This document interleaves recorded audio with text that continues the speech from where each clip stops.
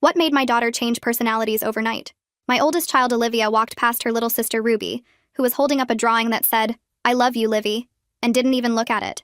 Ruby started sobbing, asking what she did wrong, and I had to carry her to the couch while my heart broke into pieces.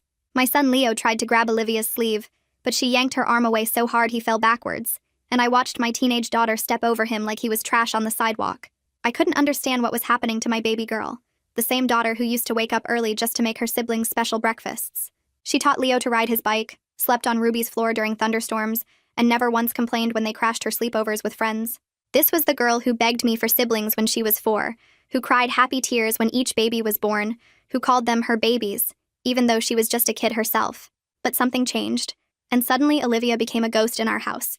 She started eating breakfast at 5 in the morning to avoid seeing them, stayed at the library until closing to miss dinner, and locked her bedroom door the second she got home. When Ruby showed her a perfect spelling test, Olivia walked past like she wasn't there, and I watched my 6-year-old's face crumble. Leo would wait by her door every night with his baseball glove, and she would step over him without a word, leaving him sitting there until I carried him to bed. The worst part was watching my younger kids destroy themselves trying to figure out what they'd done wrong. Ruby stopped singing, stopped coloring, stopped doing all the things she used to do with her big sister. Leo quit his baseball team because practicing without Olivia wasn't worth it, and he started having nightmares where he screamed her name. They would sit outside her locked door for hours, taking turns apologizing for crimes they hadn't committed, and I felt like screaming at my oldest for what she was doing to them. My husband tried talking to Olivia, but she insisted nothing was wrong, just busy with junior year. Her grades were perfect. Her teacher said she seemed fine, but she stopped coming to Leo's games after never missing a single one in 5 years. She skipped Ruby's birthday party, claiming she had to study, and when I forced her to sit with us at dinner, she flinched every time the little one spoke to her. I wanted to shake her, to demand she tell me why she was torturing her siblings who worshipped her. Then I noticed the fear creeping in around the edges of whatever was happening. Olivia installed a lock on her bedroom door, kept her windows locked even in summer, and checked the house alarm obsessively before bed. She started doing her own laundry separately, threw away every photo of her with the kids, and began carrying pepper spray in her backpack. She took different routes home from school every day, and when I asked why, she just stared at me with hollow eyes. I found out Olivia had been telling her teachers she was an only child, and that's when my worry turned to real fear.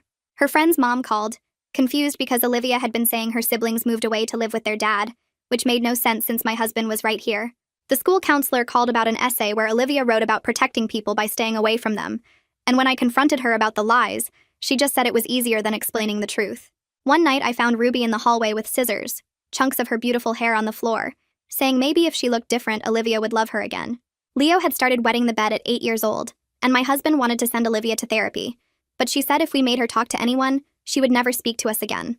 The threat in her voice made my blood run cold because I knew she meant it. I started following my own daughter like a private investigator, and what I saw made everything worse. She would stand outside the elementary school during recess, watching her siblings play from behind the fence, taking pictures while tears ran down her face. She went to every one of Leo's baseball games but hid in the parking lot, and once when Ruby fell on the playground, Olivia started running toward her before stopping like she'd hit an invisible wall. Then I overheard her on the phone, begging someone to leave our family alone, saying she was doing what they asked, staying away from the kids so they wouldn't hurt them. She kept repeating that she would never tell anyone what happened that night if they just left Ruby and Leo alone, and when she hung up, she was shaking so violently she could barely stand. My maternal instincts went haywire. I searched her bag and found a note that made my hands shake. Every word you speak to them puts them in danger, so if you really love them, you'll let them hate you. When Olivia saw me holding it, her face went white, and she grabbed my arms hard enough to bruise. I stood there holding the note while Olivia gripped my arms hard enough to leave marks, her eyes wild with panic and something that looked like relief mixed with fear. She whispered that I shouldn't have found it, that I made everything worse and now they would know she told someone. Before I could say anything back, she ran to her room and I heard the new lock click into place, leaving me shaking in the hallway with more questions than answers. My arms hurt where her fingers dug in, and I looked down to see red marks already forming on my skin. I waited outside her door for 20 minutes, but she wouldn't answer when I knocked or called her name. The house felt too quiet, like the walls were holding their breath, and I finally went downstairs to wait for Suresh to get home from work. I put the note in a plastic bag like I'd seen on crime shows, trying not to touch it more than I already had, and I hid it in my desk drawer where the kids wouldn't find it. Ruby and Leo were at their after-school program until 5, which gave me 2 hours to figure out what to do next. I kept checking my phone, willing Suresh to text that he was leaving work early, but the screen stayed blank. When he finally walked through the door at 6:30, I grabbed his arm and pulled him into the kitchen before he could even take off his coat. I showed him the note after the kids were asleep, and we sat at the kitchen table trying to make sense of the words. He wanted to call the police right away, but I reminded him that Olivia said she would never speak to us again if we told anyone. We sat there for an hour going in circles, and finally Suresh said we needed to start writing everything down, every strange thing Olivia had done in the past few weeks. He suggested we check our home security camera footage to see if anyone had been watching the house, and I felt stupid for not thinking of that myself. We agreed to gather evidence first, to figure out who they were and what happened that night before we made any moves that might put the kids in more danger. I barely slept that night, and when my alarm went off at 5:30, I was already awake staring at the ceiling. I got up and stood by the front window, watching through a crack in the curtains as Olivia left for school at dawn like she always did. She checked over her shoulder 3 times before she reached the bus stop, and each time she looked back at our house like she expected someone to be following her. I grabbed my phone and took pictures of the note, making sure every word was clear and readable in the photos. Then I pulled up my sleeve and took pictures of the bruises on my arms where she had grabbed me, the marks dark purple against my skin. I made coffee and opened my laptop at the kitchen table, starting a document where I wrote down every weird thing Olivia had done since this all started. The list got longer and longer as I remembered details I'd tried to ignore, like how she threw away all the photos of her with the kids, and how she started doing her laundry separately from the rest of the family. Suresh came downstairs in his work clothes and suggested we look at the security footage right away, so I logged into the camera system on my laptop while he stood behind me watching the screen. I spent the whole morning going through 2 weeks of footage, and my stomach dropped when I spotted a car I didn't recognize driving slowly past our house. The gray sedan appeared 6 different times in the footage, always around the time the kids got home from the school. In one clip, the car sat parked across the street for 20 minutes while Ruby played in the front yard, and I felt sick watching it. I took screenshots of every instance, writing down the timestamps and adding them to a folder on my computer that I labeled with that day's date. Suresh had to leave for work, but he made me promise to call him if anything else happened, and I locked the door behind him twice to make sure it was secure. Ruby got home from the school at 3:15, dropped off by the program van like always, and she came inside asking again if I knew why Olivia didn't love her anymore.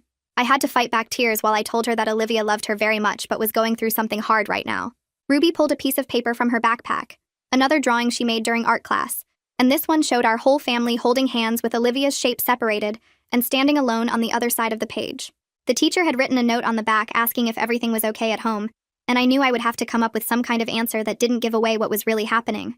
I hugged Ruby and told her to go play in her room, and she walked upstairs slowly, like her legs were too heavy to lift. An hour later, Leo came through the front door earlier than expected, because his baseball practice got canceled due to rain. He dropped his backpack by the door and went straight upstairs, and I heard him sit down outside Olivia's locked bedroom door with his glove in his lap. I stood at the bottom of the stairs listening to him talk softly through the door about how his team won their last game, and how he wished she could have seen his home run. He kept talking for 30 minutes, describing every play and every hit, but Olivia never answered or made any sound from inside her room. Finally, Leo came downstairs with tears running down his face, and he asked me what he did to make his sister hate him so much. I pulled him onto my lap, even though he was getting too big for it, and I told him he didn't do anything wrong, but the words felt empty because I couldn't explain what was really going on. After I got both kids settled with a movie in the living room, I went back to my laptop and pulled up the list I'd been making of everywhere Olivia went before her behavior changed. I needed to know more about that night she mentioned on the phone, the night that started all of this. Suresh came home for dinner and I showed him the list, and he remembered that Olivia had a sleepover at a friend's house about 6 weeks ago. I went to my file cabinet where I kept all the permission slips and school papers, and I found the one from that night. The sleepover was at Jolene Hickman's house 3 blocks away, and I realized that was right before everything started, right before Olivia became a different person. I showed Suresh the permission slip and watched his face change as he made the same connection I did. That evening after the kids went to bed, I decided to ask Olivia about the sleepover in a casual way that wouldn't make her shut down. I found her in the kitchen getting a glass of water, and I mentioned the Hickman house like I was just making conversation. Her reaction told me everything I needed to know. She went completely white and the glass slipped from her hands and shattered on the floor. She backed away from me like I'd just threatened her, and when I asked if she was okay, she said it was fine. Just a normal sleepover. But her hands were shaking so badly she couldn't pick up the broken glass. I cleaned it up while she ran back to her room, and I heard her crying through the door. The kind of crying that sounds like it's being ripped out of someone's chest. I waited until morning to make my next move, and after Olivia left for school and the younger kids were at their program, I called Jolene Hickman pretending I wanted to plan another sleepover. Her voice got strange the second I mentioned that night, and she said the girls had fun, but then quickly added that maybe Olivia was too busy with junior year for sleepovers now. I pushed for details about what they did that night, asking about movies or games, and she became defensive. She said she didn't remember much because the girls stayed up late in the basement and she went to bed early. The conversation felt wrong in ways I couldn't quite name, like she was reading from a script someone told her to memorize. I thanked her and hung up and immediately called Suresh at work to tell him something was off about the whole thing.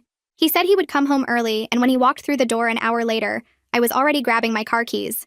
We decided to drive past the Hickman house to see if anything seemed strange, and I felt like a detective in a bad movie as we rolled slowly down their street. The gray sedan from our security footage was parked in their driveway, and my heart started beating so fast I thought I might pass out.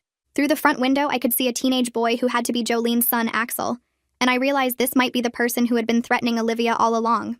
I drove away from the Hickman house with my hands shaking on the steering wheel, while Suresh asked if I was okay.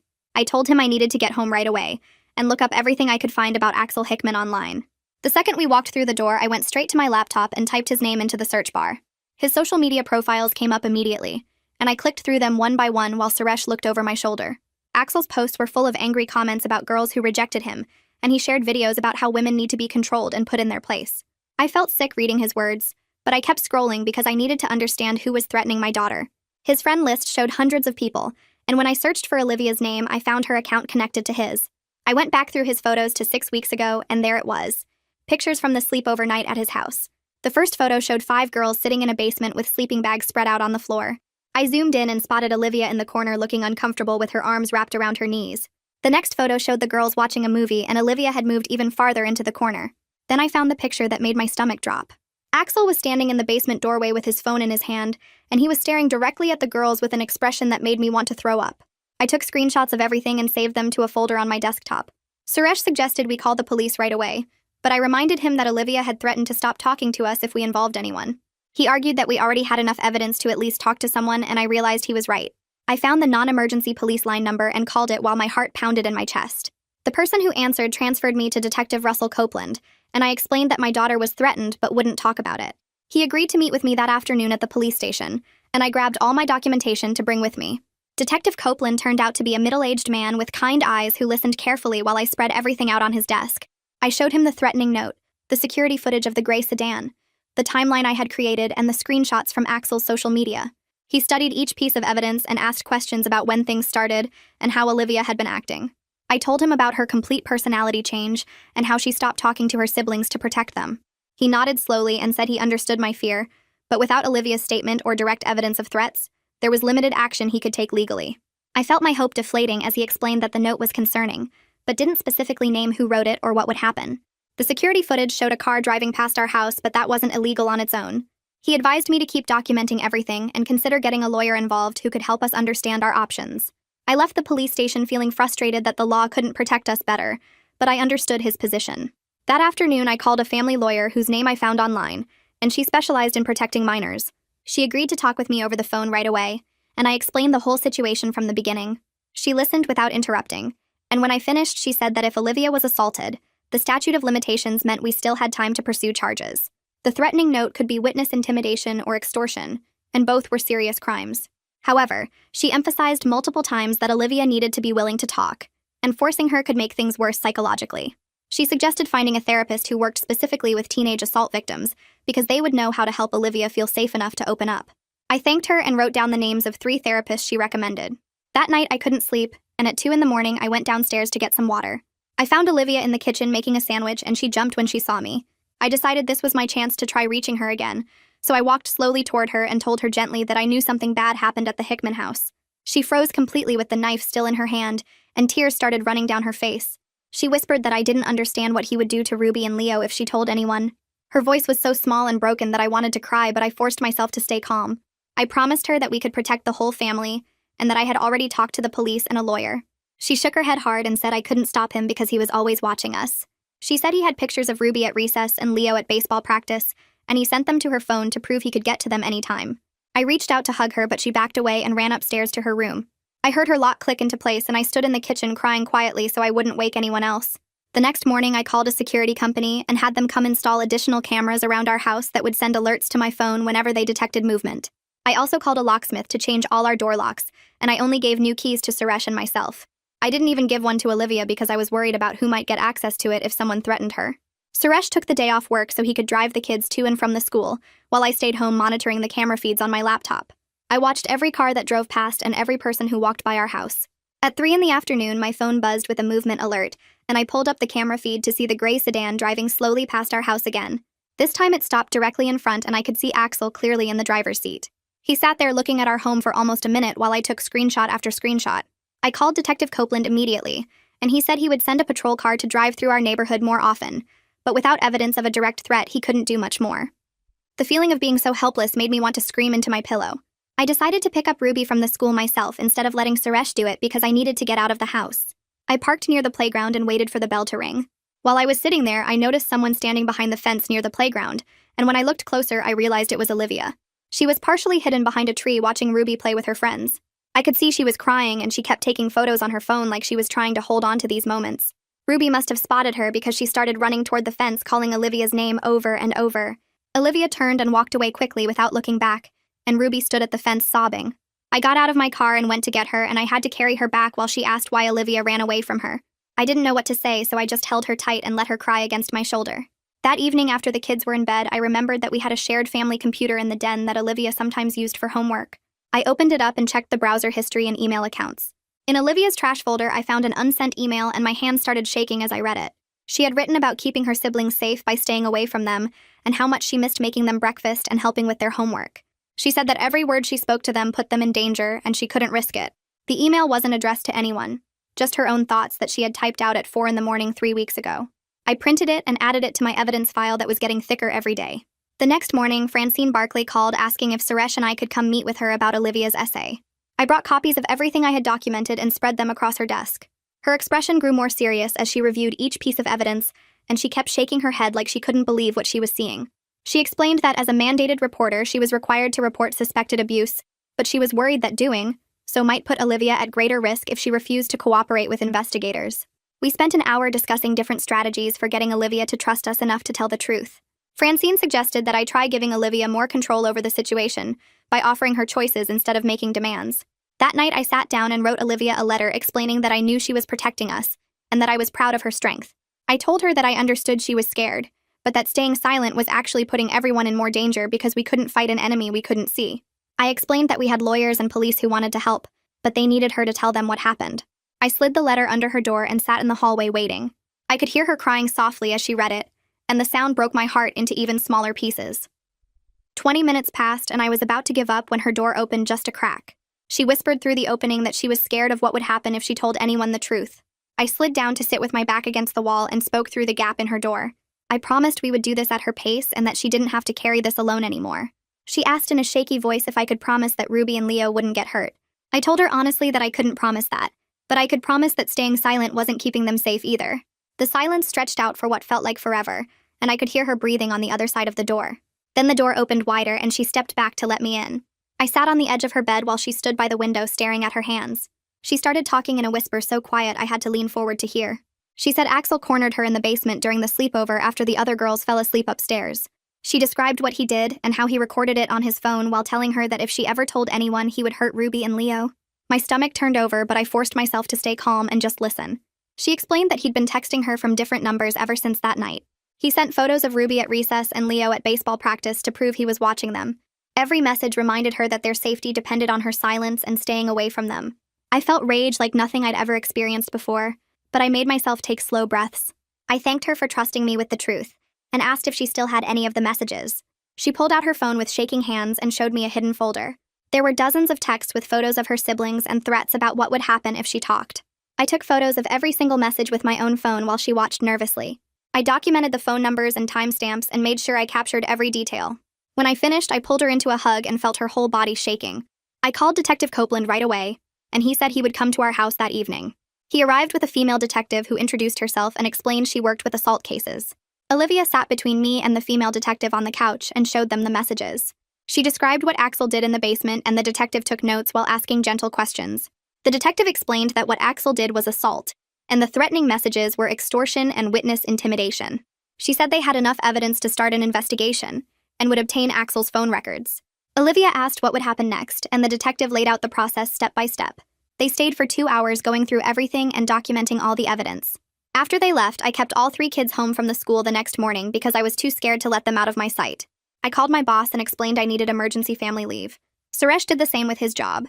We spent the day checking every window lock and keeping the kids entertained inside while we waited for Detective Copeland to call with updates. Ruby and Leo could sense something was wrong, but we told them we were having a special family day. We played board games and made cookies and tried to act normal. Leo found one of his old drawings that showed Olivia teaching him to ride his bike. He asked if he could leave it outside her door with a note. I helped him write a simple message that said, "I miss you, Livy." We placed it on the floor outside her room and went back downstairs. An hour later, Olivia emerged from her room holding the drawing against her chest. Tears ran down her face as she stood in the hallway looking at Leo's careful printing. She didn't go back into her room right away. Instead, she sat at the top of the stairs where she could hear Leo playing in the living room below. I watched her from the kitchen and saw her wiping her eyes while listening to her brother's voice. Detective Copeland called that afternoon to say they'd obtained Axel's phone records. Multiple threatening messages came from his number, and from burner phones registered to addresses near his house. He said they were building a case, but needed more time to gather evidence that would hold up in court. He warned me that Axel's family would likely hire a lawyer and try to say Olivia was lying. He suggested we get a protective order to keep Axel away from our family. I spent the rest of the afternoon filling out paperwork for an emergency protective order. The lawyer I'd talked to earlier helped me word everything correctly. We documented every instance of threatening behavior and surveillance. She explained that if the judge granted the order, Axel would have to stay at least 500 feet away from our home and the kids' schools. We included photos of the gray sedan and screenshots of all the threatening messages. That night, after everyone was asleep, I couldn't stop thinking about everything. I opened the family computer and checked Olivia's email trash folder again. I found another note dated just 2 days ago. My hands started shaking as I read her words about wanting to die because it was the only way to keep everyone safe. She wrote that she couldn't live with the fear anymore, and that her siblings would be better off without her. I felt sick realizing how close we'd come to losing her. I ran to wake up Suresh and showed him the note. We both sat there in the dark reading it over and over. He said we needed to get Olivia into therapy immediately. I called the crisis hotline and explained the situation to the person who answered. They gave me the name of a therapist named Allegra Neff, who worked with teenage trauma. I left a message on her voicemail at 2 a.m. Allegra called back first thing the next morning and agreed to see Olivia for an emergency appointment that same day. I was grateful when Olivia didn't fight me about going. We drove to the therapist's office in silence. Allegra was a calm woman in her 40s with kind eyes. She talked to Olivia alone for an hour while I sat in the waiting room. When the session ended, Allegra asked to speak with me privately. She said Olivia was showing signs of severe trauma and depression. She recommended therapy twice a week and possibly medication to help with the anxiety and intrusive thoughts. She also suggested family therapy to help repair the relationships with Ruby and Leo. I agreed to everything and scheduled the next appointment before we left. 2 days later, I sat in the courtroom holding a folder with all my evidence while Axel and Jolene stared at me from across the room. Their lawyer stood up and told the judge this was just a big misunderstanding between teenagers. He said Axel was a good student who never caused trouble, and that Olivia was making things up because she was mad at him. I felt my hands shaking as I listened to him paint my daughter as a liar. The judge asked to see my evidence, and I passed forward the threatening messages, the security footage of the gray sedan, and Olivia's written statement about what happened. He spent 20 minutes reviewing everything while the courtroom stayed silent. Jolene kept whispering to her lawyer and shooting angry looks at me. The judge finally looked up and said the evidence was clear that Axel posed a threat to our family. He granted the protective order right there and told Axel he had to stay at least 500 feet away from our house and the kids' schools.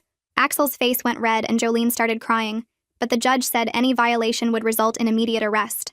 I walked out of the courthouse feeling like I could breathe for the first time in weeks. Detective Copeland met me in the parking lot and told me he knew the protective order was just paper. He said Axel might not care about breaking it if he was angry enough.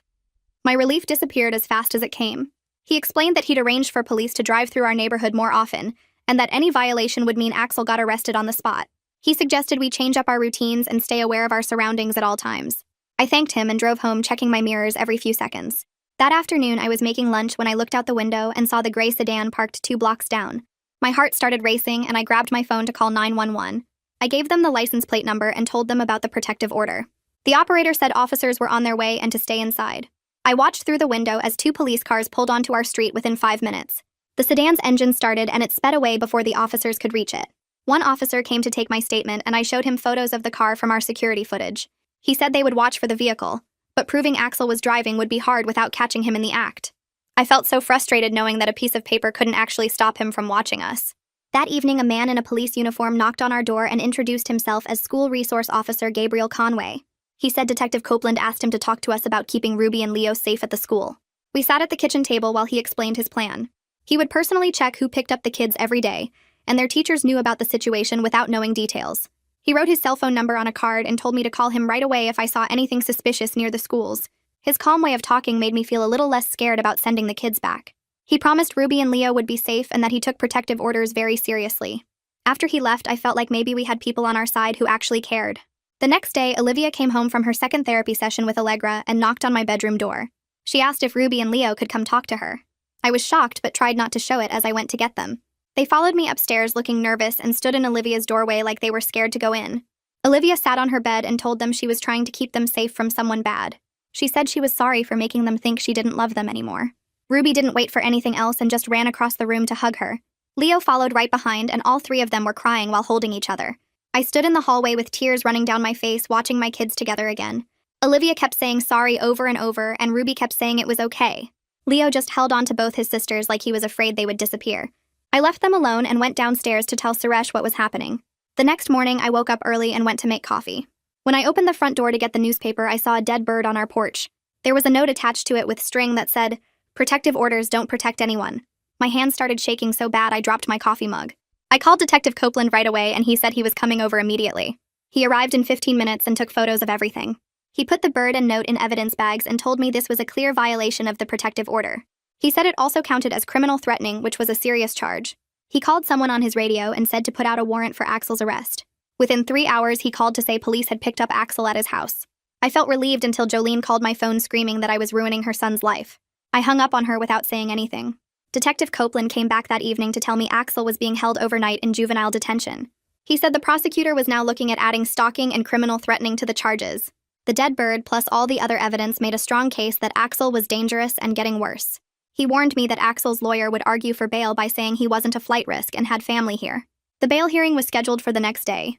I barely slept that night thinking about Axel getting out. I went to the bail hearing with our lawyer the next morning. The judge let me make a victim impact statement, and I stood up and told him everything. I described finding Ruby with scissors cutting her own hair. I talked about Leo wetting the bed and having nightmares. I explained that Olivia had thoughts about dying because she felt so trapped. The judge's face got more serious as I talked. Axel's lawyer argued that Axel had strong family ties and wasn't dangerous. The judge looked at all the evidence again and set bail at $50,000. He said Axel would need GPS monitoring and had to stay at his house. I thought that would keep him locked up, but Jolene posted bail within 2 hours. Axel was released to her custody with an ankle monitor on. I felt sick knowing Axel was back at his house just 3 blocks away. Detective Copeland called and explained that the GPS would alert police if Axel came within 500 feet of our home or the kids' schools. That didn't make me feel much better. Suresh and I spent that afternoon installing motion sensor lights all around our house. We got a camera doorbell that would record everyone who came near our front door. I bought pepper spray and started carrying it everywhere I went. Suresh changed all our outdoor light bulbs to brighter ones. We checked every window lock twice and made sure the alarm system was working right. When Olivia found out Axel was out on bail, she started breathing really fast and couldn't calm down. I called Allegra, and she did an emergency phone session right then. I could hear her teaching Olivia grounding techniques through the speaker. She reminded Olivia that Axel was watched constantly now, and any violation would send him straight back to jail. Allegra suggested Olivia might want to try a support group for teenage assault survivors. Olivia agreed to go to the next meeting. After they hung up, Olivia came downstairs and asked if she could sleep in my room that night. I said yes and set up blankets on our floor for her. I felt proud that she was willing to accept help and try new things to feel better. The next morning, I drove Ruby to the school myself because I wanted to see the new safety measures in action. Gabriel Conway was waiting at the front entrance when we pulled up, and he walked over to our car with a friendly smile that made Ruby feel safe. He opened her door and helped her out, then walked beside her all the way to her classroom door, while I watched from the parking lot with my phone ready to call 911 if anything seemed wrong. I saw him check the hallways and peek into the classroom before letting Ruby go inside, and when he came back out, he gave me a thumbs up that made some of the tension leave my shoulders. At recess time, I drove back and parked where I could see the playground, and Gabriel was there too, standing near the fence and scanning the area while Ruby played on the swings with her friends. She looked so small and happy, and I heard her singing one of her favorite songs as she pumped her legs to go higher. On the drive home that afternoon, Ruby sang the whole way, and I realized I hadn't heard her voice in weeks because she'd stopped making any noise at all during those awful months. The sound filled our car and made me want to cry with relief that she was coming back to herself. A few days later, Leo had his first baseball practice since everything fell apart, and I was shocked when Olivia came downstairs in jeans and asked if she could come watch him play. Suresh and I looked at each other with surprise and hope. Then we all piled into the car together as a family for the first time in over a month. Leo couldn't stop grinning in the back seat, and he kept turning around to make sure Olivia was really there, and not just a dream.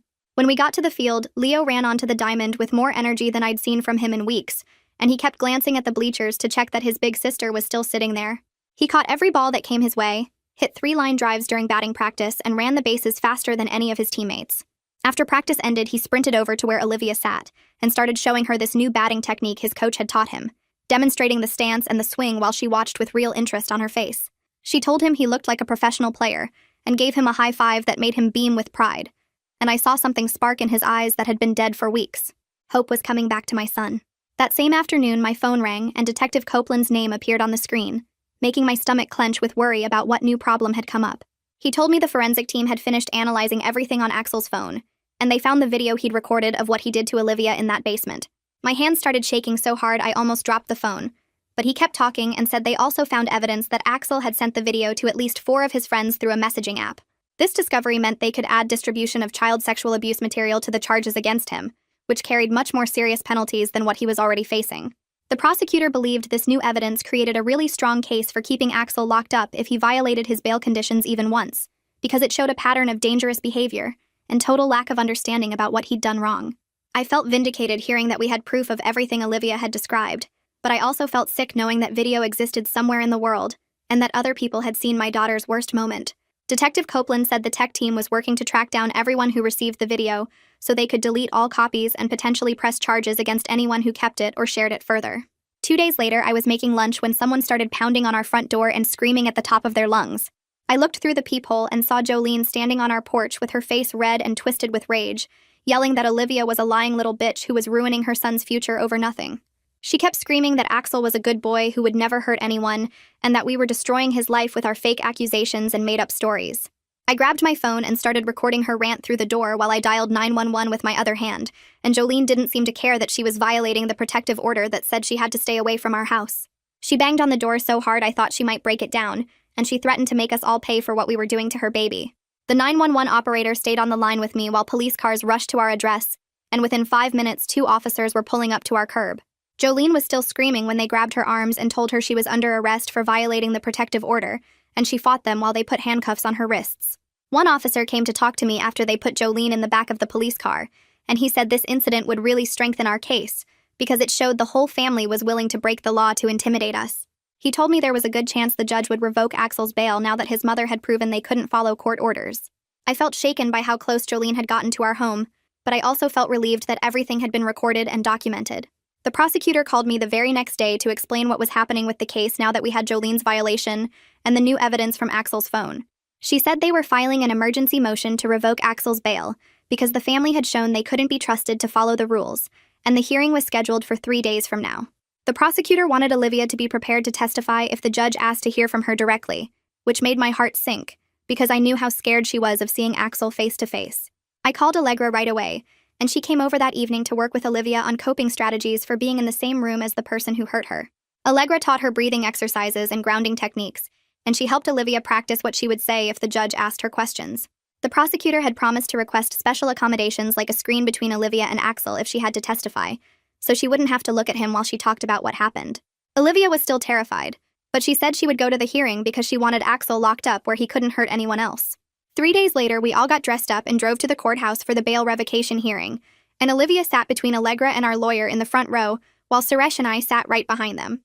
The prosecutor stood up and presented all the evidence to the judge, including photos of the dead bird on our porch, the recording of Jolene's threatening visit, and a detailed report about the disturbing content found on Axel's phone.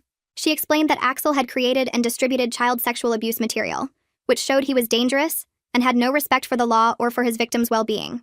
Axel's lawyer argued that his mother had acted on her own without his knowledge, and that he shouldn't be punished for something she did when he was sitting at home following all the rules of his bail. The judge listened to both sides without saying much. Then he reviewed all the documents and evidence for what felt like forever. Finally, he looked up and said he was revoking Axel's bail based on the family's demonstrated willingness to violate court orders and the serious nature of the new charges.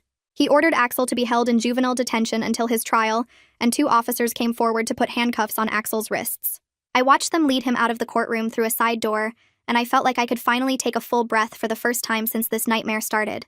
That evening, we sat down together for dinner as a complete family, all 5 of us around the table for the first time in 6 weeks. Olivia came down from her room without being asked, and took her usual seat instead of hiding upstairs like she'd been doing for so long.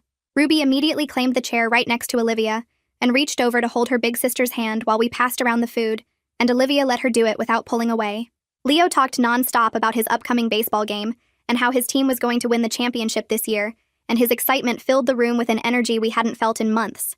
Suresh and I kept making eye contact across the table, sharing looks of cautious hope as we watched our family slowly coming back together after being torn apart. The conversation felt almost normal, with everyone talking about their days and making plans for the weekend. Though I noticed Olivia still jumped a little whenever someone dropped a fork or closed a cabinet too loud. She was healing, but the damage was still there under the surface, and I knew it would take a long time before she felt truly safe again. The following week, Olivia started going to the support group for teenage assault survivors that Allegra had recommended, and she came home from her first meeting looking completely worn out, but somehow less alone than before. She sat with me in the kitchen and told me it had helped to hear other girls talking about their experiences, because she realized she wasn't the only person in the world dealing with these kinds of feelings. One girl in the group was much further along in her recovery and had shared her story about how life eventually started feeling normal again, which gave Olivia hope that she might get there too someday. I felt grateful that she was building a support network outside our family, because I knew she needed to connect with people who truly understood what she was going through in ways that I never could. The other girls in the group had been where Olivia was now, and they could offer her guidance and understanding that even the best therapist couldn't provide. A few days after that, Detective Copeland called with another update about the legal case moving forward. He said the prosecutor had decided to offer Axel a plea deal, rather than taking the case to trial, which would require him to plead guilty to sexual assault, extortion, and distribution of child sexual abuse material. In exchange for accepting responsibility and pleading guilty to all charges, they would recommend that he serve time in juvenile detention until he turned 21 years old, followed by mandatory registration as a sex offender and 10 years of probation with strict conditions. Axel's lawyer was currently reviewing the offer with him and his family, and we should know within a week whether he would accept the deal or force us to go through a full trial. Detective Copeland also mentioned that the prosecutor wanted to know if Olivia would be willing to prepare a victim impact statement that could be read at the sentencing hearing if Axel took the plea deal. I told him I would talk to Olivia about it, but I already knew the idea of standing up in court and describing what happened would be too much for her to handle right now. That same afternoon, I took Olivia to her regular family therapy session with Allegra, and we spent most of the time discussing the plea deal and what it would mean for our family going forward. Olivia said she absolutely did not want to go through a trial where she would have to sit on a witness stand and answer detailed questions about the worst night of her life in front of a room full of strangers. She told us she was willing to write down her feelings in a victim impact statement, because she wanted the judge to understand how much damage Axel had caused, but she didn't think she could stand up and read it out loud in a courtroom while Axel sat there listening. Allegra suggested that I could read the statement for her, or that the judge could review it privately in his chambers without anyone else present, and the prosecutor had already confirmed that both of those options were completely acceptable. Olivia thought about it for a few minutes while she twisted her hands together. Then she decided she would write the statement and let me read it to the court if Axel ended up accepting the plea deal, and we moved forward to sentencing. 3 days later, Detective Copeland called to tell me that Axel had accepted the plea deal and would plead guilty to all charges in exchange for the recommended sentence. The sentencing hearing got scheduled for exactly 2 weeks from that phone call, which gave us time to prepare, but also meant 2 more weeks of waiting and worrying. I sat down with Olivia at the kitchen table that same evening and asked if she felt ready to write her victim impact statement, and she nodded slowly while twisting her hands together. We spent the next 3 hours working on it together, with me typing while she talked and cried and sometimes had to take breaks to calm down.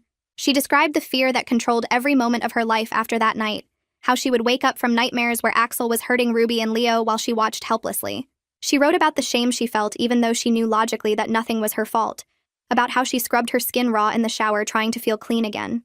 The hardest part to read was when she described missing her siblings so much it physically hurt, sitting outside their schools just to see them from a distance because staying away felt like dying slowly. She wrote about the constant worry that kept her awake at night, checking and rechecking locks and windows, jumping at every sound or shadow.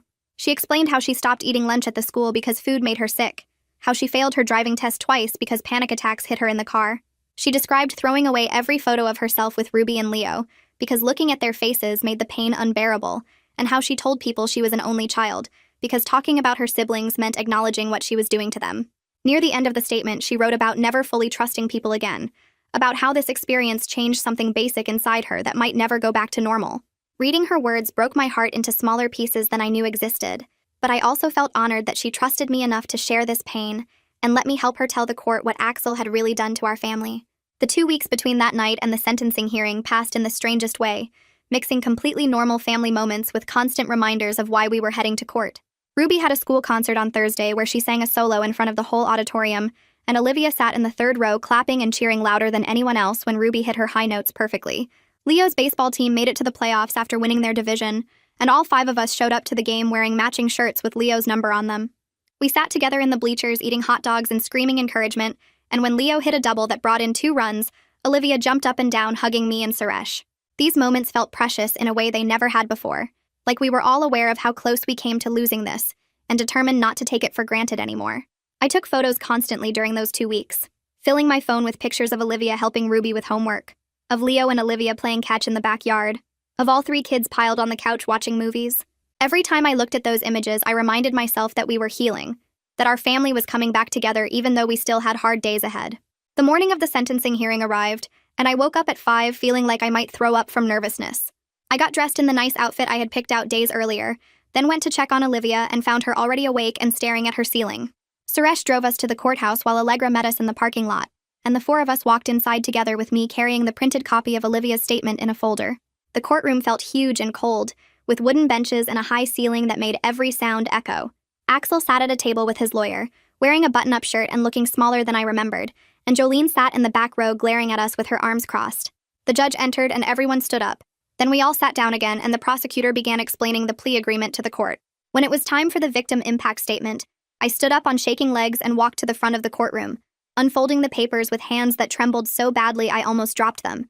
I started reading Olivia's words out loud, my voice cracking on almost every sentence as I described the fear and shame and isolation she experienced. I talked about Ruby cutting her hair and Leo wetting the bed, about how our whole family lived in terror for weeks while Axel watched us and sent threatening messages. The judge listened carefully, leaning forward slightly and making notes while I spoke, and when I finished, he looked directly at Axel for a long moment before speaking. He talked about the serious nature of sexual assault and extortion, about how Axel had not only hurt Olivia, but had terrorized an entire family, including 2 small children.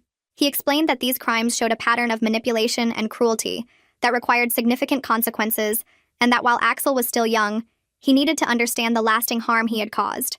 Then the judge accepted the plea deal and sentenced Axel to juvenile detention until his 21st birthday, followed by registration as a sex offender and 10 years of probation with strict conditions.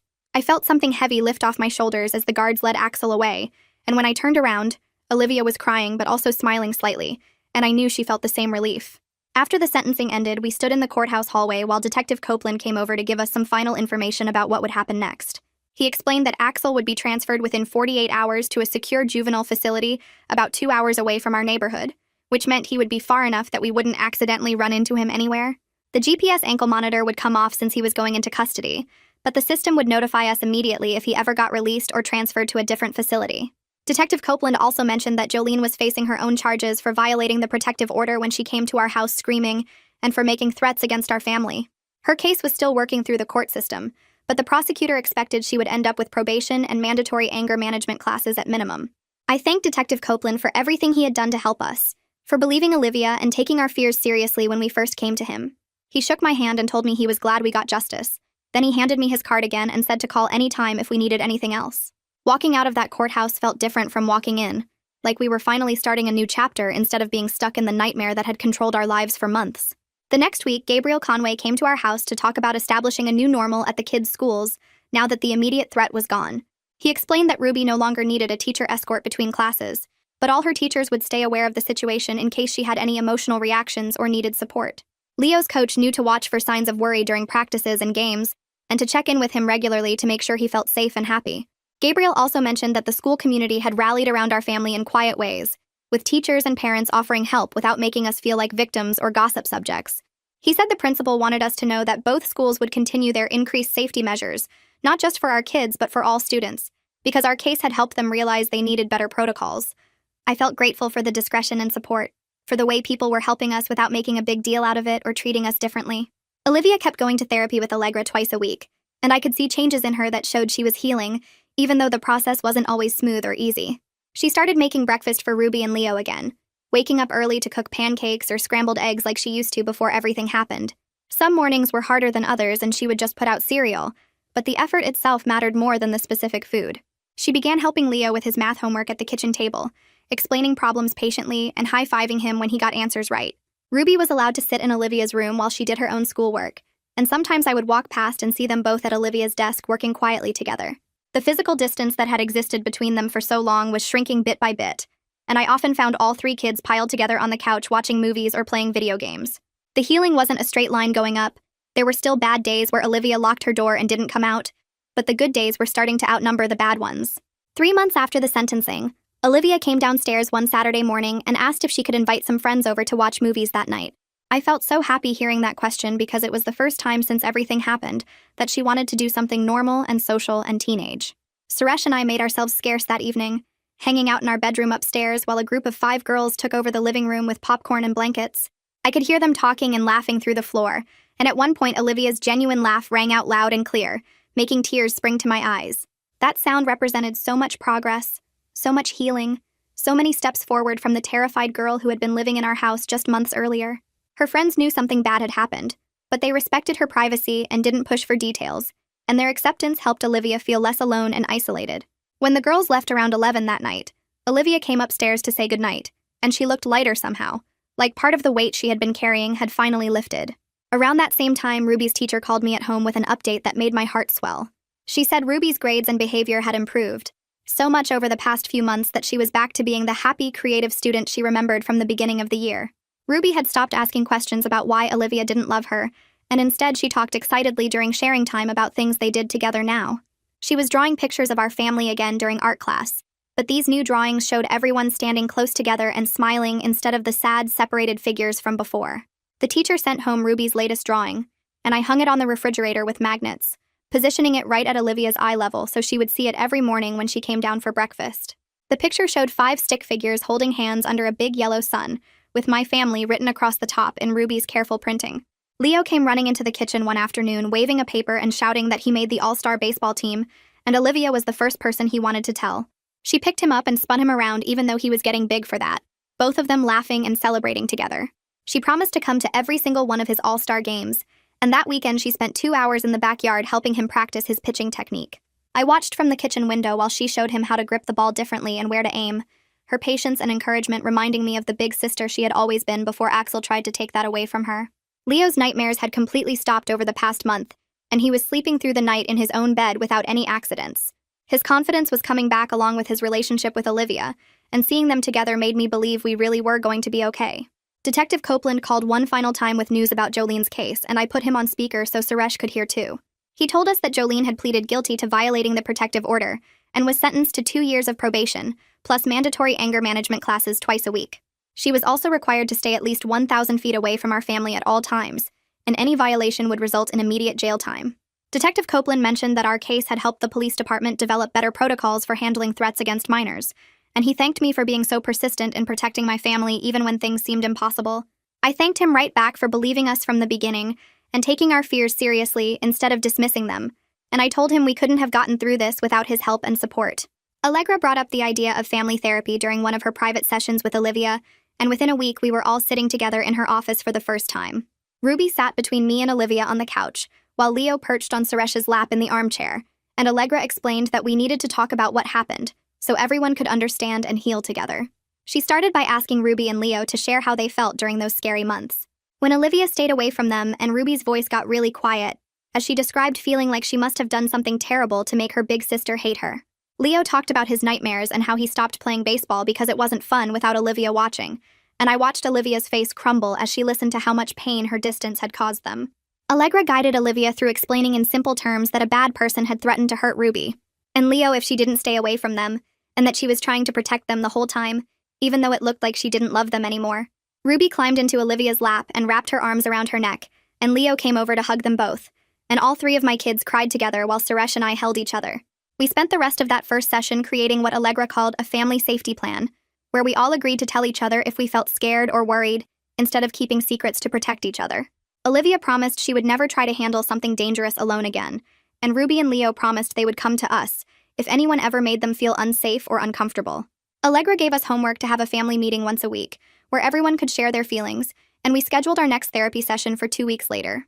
Suresh found a support group for parents of assault survivors that met every Thursday evening at a community center across town, and we started attending together the week after our first family therapy session. The first night felt awkward as we sat in a circle of folding chairs with 8 other parents who all had similar stories of their kids being hurt and the aftermath of dealing with trauma. A mom named Jamie shared that her daughter was assaulted 3 years ago and had just graduated from college with honors, and hearing that gave me hope that Olivia could have a normal future despite everything she'd been through.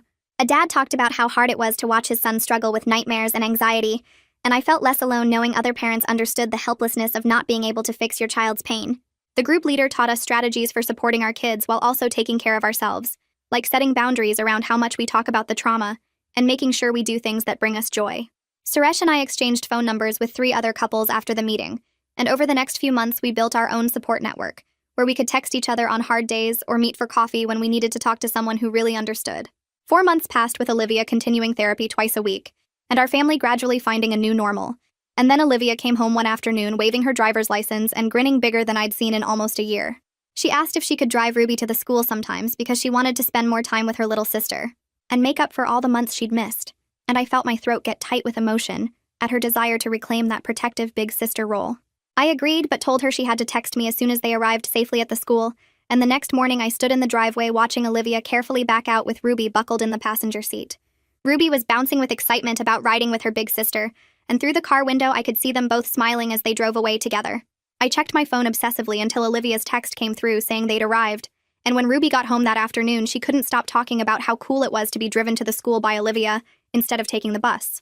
Over the next few weeks, Olivia drove Ruby to the school 3 mornings a week, and I would watch them leave together and feel like we'd reached an important milestone in rebuilding what had been broken. The school year wound down as spring turned to early summer, and Leo's baseball team made it all the way to the championship game. Olivia spent an entire Saturday afternoon painting a huge banner with Leo's number on it, and Ruby cut up newspapers to make colorful pom-poms for everyone to wave during the game. We all piled into the car together on game day, and claimed seats in the bleachers behind home plate, and I felt grateful that we could be there as a complete family again. Leo kept looking over at us in the stands, and every time he caught Olivia's eye, she would wave the banner and cheer for him. The game stayed close through all 6 innings, and in the bottom of the last inning with 2 outs and a runner on third, Leo stepped up to bat. I held my breath as the pitcher wound up, and then Leo connected with the ball and sent it flying over the left fielder's head for a double that brought the winning run home.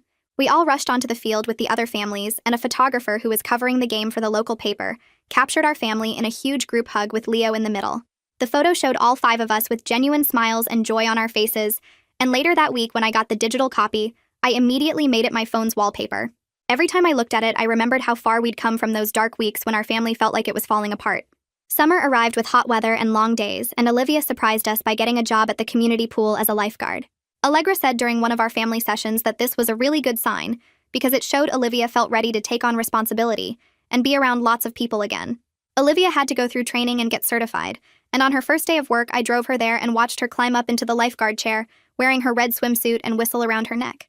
She started bringing Ruby and Leo to the pool during her break times, and I would sit in a lounge chair reading while keeping one eye on them. Olivia taught Ruby how to dive off the board without belly flopping, and she played endless rounds of Marco Polo with Leo in the shallow end.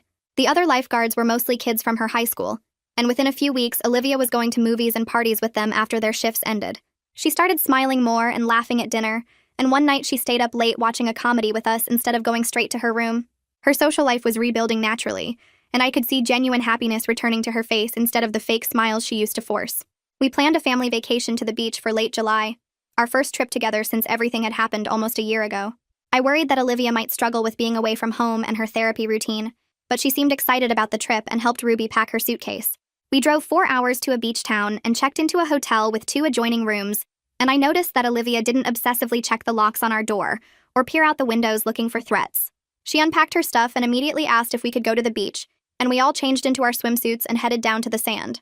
Olivia built elaborate sandcastles with Ruby, complete with moats and towers, and she buried Leo up to his neck in sand while he giggled uncontrollably.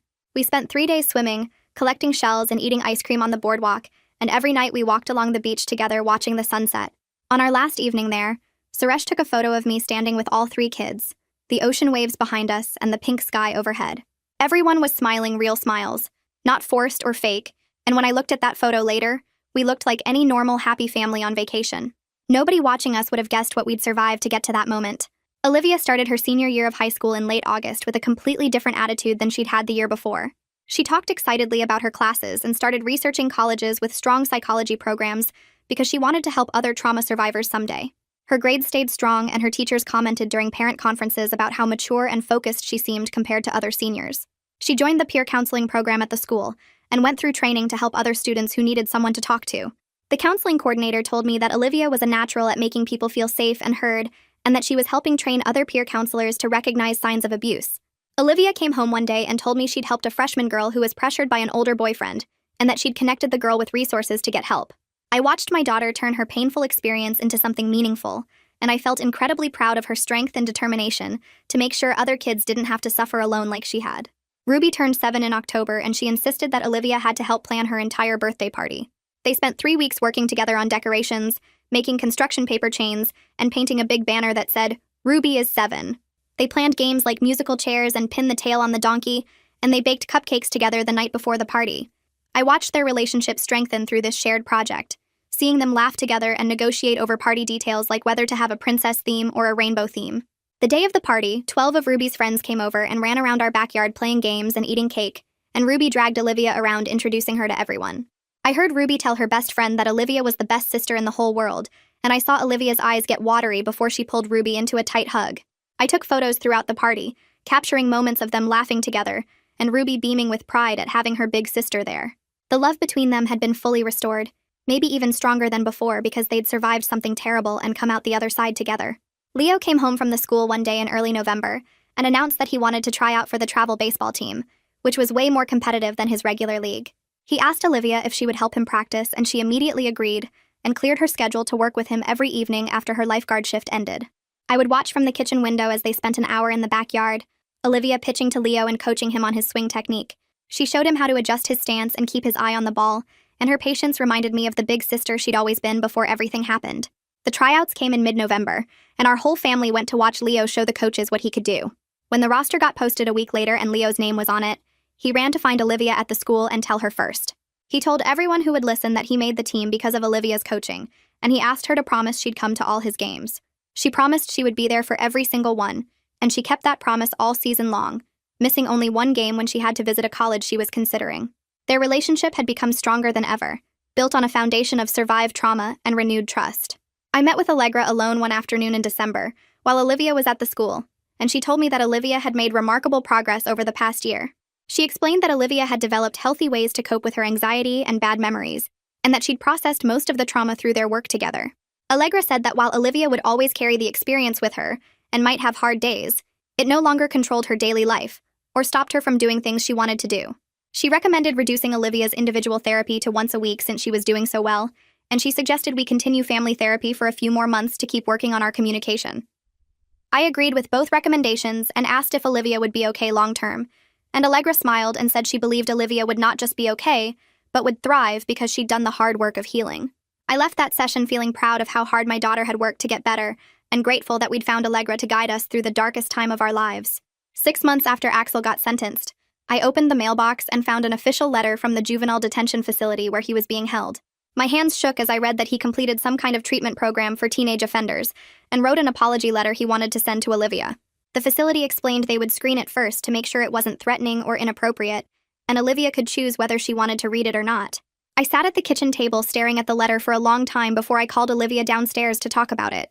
She listened quietly while I explained what the facility was offering, and I watched her face carefully to see if she looked scared or upset. She thought about it for maybe 30 seconds before she told me she didn't want to read his apology, because she was focused on her future now and not on him anymore. She said she appreciated being given the choice instead of having it forced on her, and that meant more than anything Axel could write in a letter. I felt so proud of her strength in that moment, proud that she knew exactly what she needed for her own healing, and wasn't afraid to say it out loud. The early fall afternoon arrived with leaves starting to change colors outside our windows, and I stood in our backyard watching all 3 of my kids playing together like they used to before everything happened. Olivia was pushing Ruby on the swing set while Ruby squealed with delight, and Leo practiced his pitching against the fence nearby, and their laughter filled the air around me like music I thought I'd never hear again. Our family wasn't perfect, and we all still had moments when anxiety crept in or sadness hit us unexpectedly, but we were together, and we were safe, and we were healing one day at a time. I thought about how close we came to losing Olivia completely, when she was drowning in fear and isolation, and I felt overwhelming gratitude that she trusted me enough to let me help her fight back. The threat that tried to tear us apart ended up making us stronger in ways I never expected. And I knew we could handle whatever challenges came next because we would face them as a family who survived the worst and came out the other side. That's how it went down from my side. Now I want to hear what you think because I know half of you are already forming strong opinions. Drop them in the comments, I'll be reading through later. You always keep things interesting.